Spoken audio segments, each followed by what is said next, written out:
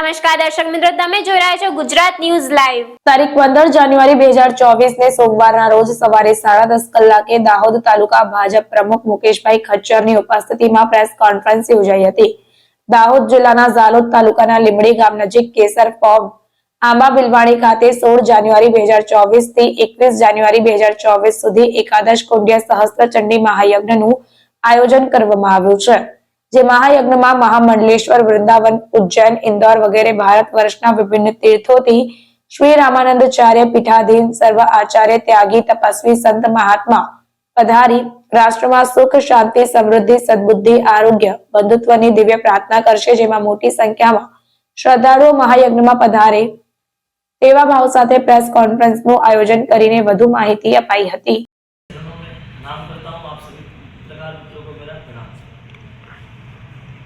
माँ जगदम्बा एवं पूज्य श्री भगवान गुरुदेव की पावन कृपा एवं पावन प्रेरणा से सर्वजन हिताय सर्वजन सुखाय की मंगल कामना से श्री सहस्त्रचंडी एकादश पुण्य महायज्ञ का शुभारंभ कल 16 तारीख से 21 तारीख तक हो रहा है। सहस्त्रचंडी यज्ञ जो है एक साधारण व्यक्ति की बस की बात है। इस यज्ञ में पूज्य श्री गुरुदेव कहते थे कि हजारों हजारों हाथ, हजारों हजारों लोग जब लगेंगे, जब जाके एक यज्ञ कर्म होता है। यज्ञों की तस्सी जनता ये कलकते। यज्ञ जो होता है जनता जनार्दन के कल्याण के लिए होता है।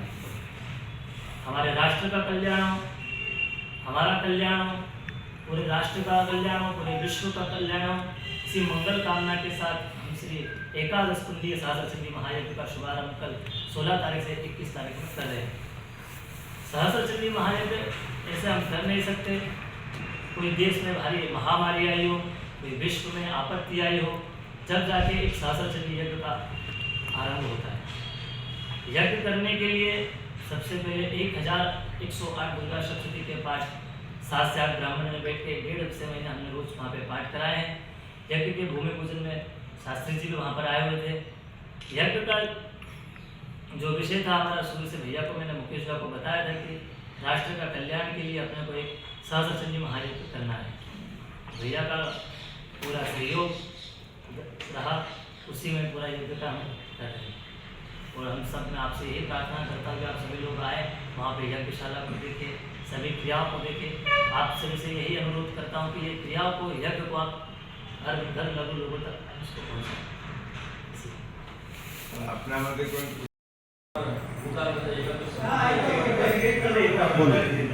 माँ जगदम्बा एवं पूज्य श्री भगवान गुरुदेव की पावन प्रेरणा से कृपा से एकादश कुंडी सहस्त्रचंडी महायज्ञ का शुभारंभ कल 16 तारीख से 21 तारीख में हो रहा है।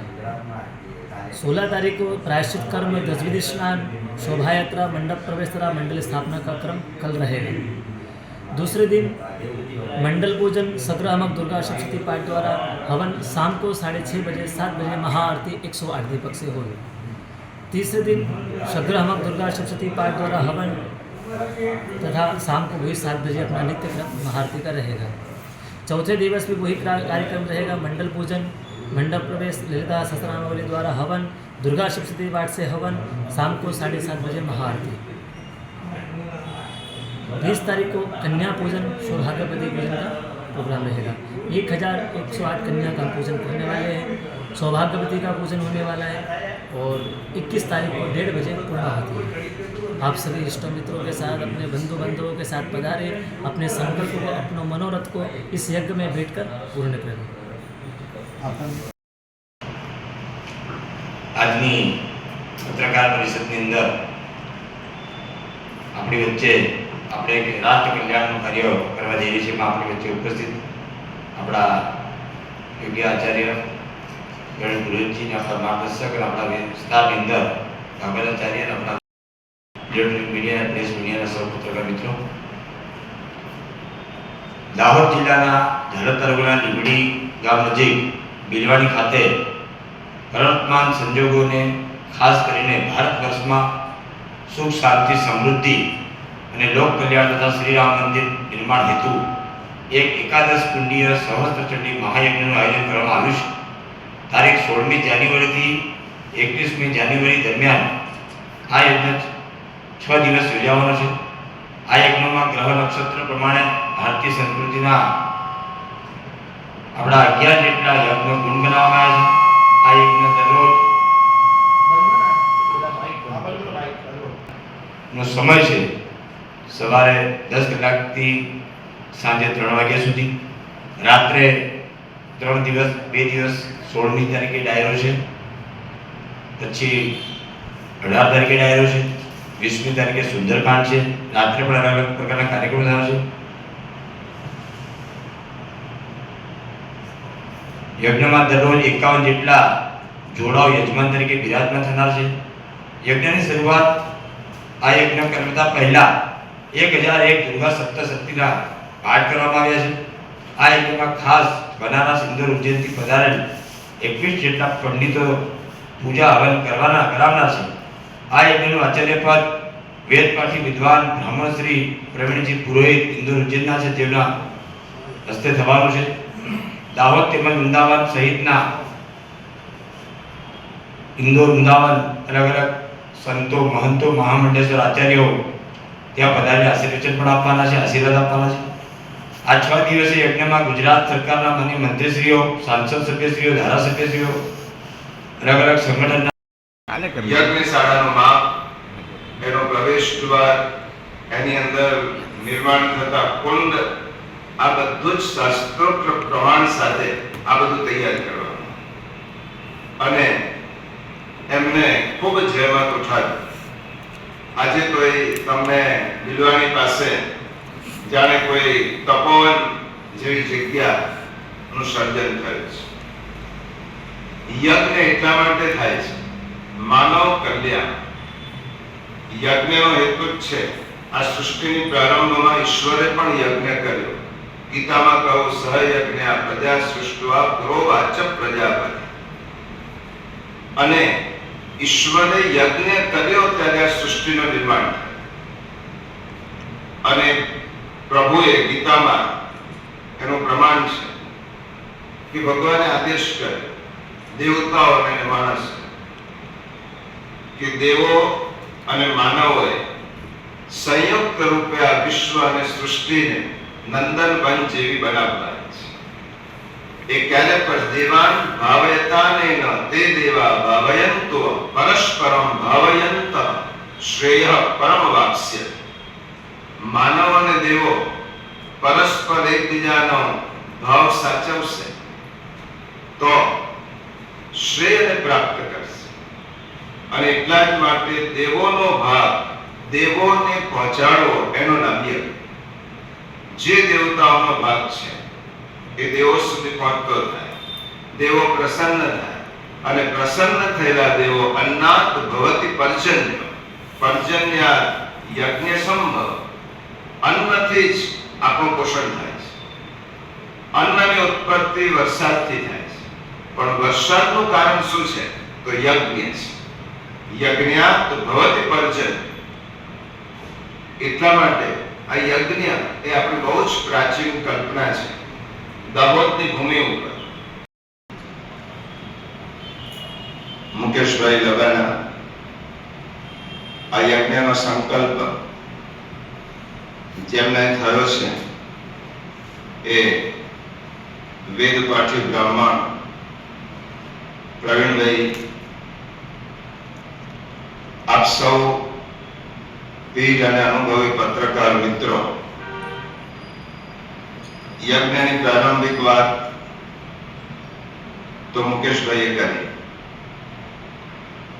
પત્રકારો તરીકે આપણે 2-3 વસ્તુઓ આ યજ્ઞના સંદર્ભમાં સમજી લેવી જોઈએ. કે પહેલી વસ્તુ આનો ઉદ્ભવ એ કેવી રીતે થયો. નિષ્કામ ભાવથી થતો યજ્ઞ છે. આ વ્યક્તિ યજ્ઞ કરતો નથી. અને યજ્ઞ એને જ કહેવાય કે જેમાં કોઈ નિજી સ્વાર્થ ના હોય, સામૂહિક કલ્યાણની ભાવના.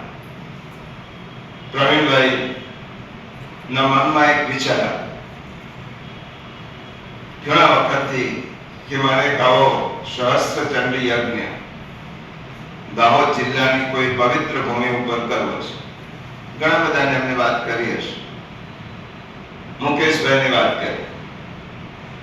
જ્યારે શરૂઆત એમને કરી ત્યારે એટલો અંદાજ નહીં કે આટલો વિરાટ કાર્ય છે. એમણે કહ્યું કે તમારા યજ્ઞની સંકલ્પ છે યજ્ઞનો, તમે બધા સાથે મળીને તમને સહકાર આપીશું. અને તે વખતે માતાજીની કૃપા, ત્યારે મેં તમને કહ્યું કે આ બહુ વિરાટ કાર્ય છે.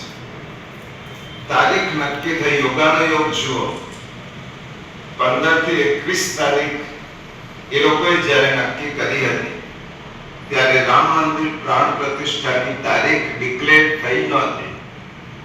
કેવો સુભગ સમન્વય છે શેતલભાઈ, કે 22 તારીખ તો પછી નક્કી થઈ, પણ 16 થી 21 ઈશ્વરની અને માતાજીની જ કોઈ પ્રેરણા છે કે 22 તારીખે જ્યારે આવો મહામહોત્સવ થવાનો છે, ત્યારે પહેલા આ મહાયજ્ઞ દાહોદની ભૂમિ ઉપર થાય એ ઈશ્વરની પ્રેરણાથી જ થયો છે. અને કોઈ વિશેષ ફંડ ફાળો નહોતો, એકમાત્ર શ્રદ્ધા. આ યજ્ઞ કરવો છે, એમને ભૂમિ જોઈએ, ભૂમિની આસપાસનું વાતાવરણ જોયું.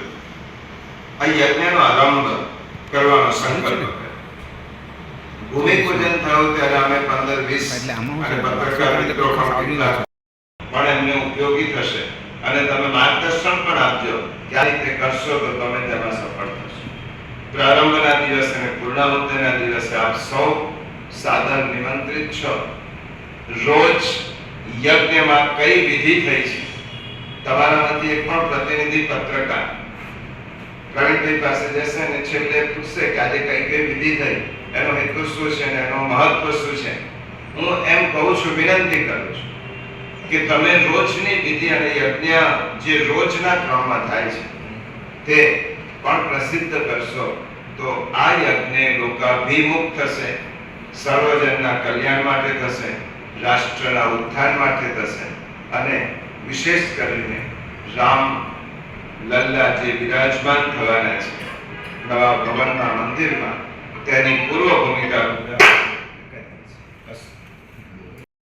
ઘણા પૂર્વમાં જે અનુભવી છે એમને બધાને ખબર હશે. પીપળખુટામાં જમનાદાસ મહારાજ છે, લીમખેડા ખાતે મૌની બાબા છે. અને જે આ યજ્ઞ કોણ કરી શકે? કાં તો રાજા કરી શકે અથવા મહારાજ કરી શકે, સંતો મહંતો કરી શકે. કારણ કે એટલું બધું વિરાટ અને વિશાળ આયોજન હોય છે. એ યજ્ઞ પછી આટલો વિશાળ પાયા ઉપર જો કોઈ યજ્ઞ થતો હોય, સહસ્ત્ર ચંડી, એકાદશ કુંડી, ત્યાં 11 કુંડ છે અને યજ્ઞ થાય ત્યારે દશાંશ હવન થાય. એટલા માટે 1000 ચંડી પાઠ ઇન્દોર અને ઉજ્જૈનના બ્રાહ્મણોએ ત્યાં 1 મહિનાથી પ્રારંભ છે. અને જે ખેતર હોય ઉબરખાબર, એ ખેતરમાં એમને સુંદર યજ્ઞશાળાનું નિર્માણ કર્યું છે. યજ્ઞ 2 દિવસ, પરંતુ 1 મહિનાથી ત્યાંના બ્રાહ્મણો, ઇન્દોરથી આવેલા બ્રાહ્મણો તે જ જગ્યાએ બેસી ચંડીપાઠ કરે છે. ના સંકલ્પ સાથે અને ભગવાન રામનું મંદિર નિર્માણ થઈ રહ્યું એ અર્થે દાહોદ જિલ્લાના બિલવાણી ખાતે એકાદશ કુંડી સહસ્ત્ર ચંડી મહાયજ્ઞ રાખવામાં આવ્યો છે. આ યજ્ઞની અંદર 16 તારીખથી 21 તારીખ સુધી 6 દિવસ યજ્ઞ ચાલવાનો છે અને યજ્ઞની અંદર અલગ અલગ 6 દિવસના કાર્યક્રમો છે. સુંદરકાંડ છે, ડાયરા છે, કન્યા પૂજન 1008 દીકરીઓનું કરવાનું છે અને આજુબાજુના વિસ્તારોમાંથી 51 જોડા યજમાન તરીકે બેસવાના છે અને રોજ 500 થી 700 લોકોનું ત્યાં ભંડારા ભોજનની પણ વ્યવસ્થા કરેલી છે. આ યજ્ઞ બહુ વિશાળ યજ્ઞ થવાનું છે. આપણા દાહોદના આજુબાજુના તમામ સમાજના, હિન્દુ સમાજથી માંડી તમામ લોકોને પધારવા માટે હાર્દિક નિમંત્રણ છે.